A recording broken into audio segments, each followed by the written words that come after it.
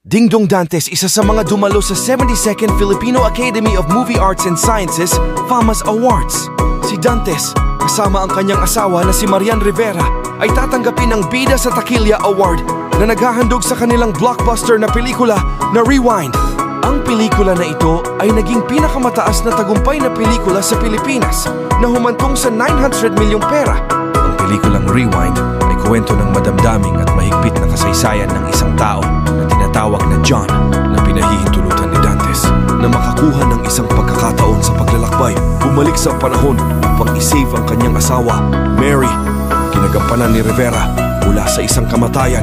Ang romantikong drama na ito ay umalingaw-ngaw sa mga mamamayan na tumutulong sa kanyang record-breaking tagumpay sa box office.